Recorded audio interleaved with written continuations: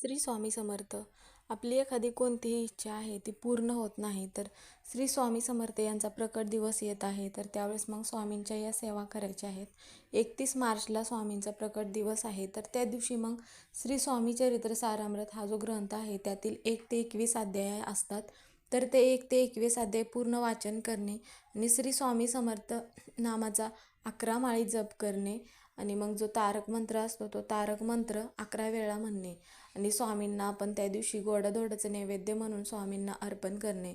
स्वामींना जो पिवळा चाफा असतो तो पिवळा चाफा अर्पण करणे किंवा पिवळ्या रंगाचं कोणतंही फूल तुम्ही अर्पण करू शकता आणि मनोभावे स्वामींची आरती करायची आहे, सेवा करायची आहे. तर ह्या सगळ्या ज्या सेवा आहेत तर स्वामींच्या प्रकट दिनाला जर तुम्ही केलात तर तुमची कोणतीही कठीण इच्छा असेल ती इच्छा स्वामी महाराज नक्की पूर्ण करतात आणि आपल्यावरती स्वामी महाराजांची कायम कृपा राहते. तर ह्या सेवा सगळ्या मग करायच्या आहेत. श्री स्वामी समर्थ.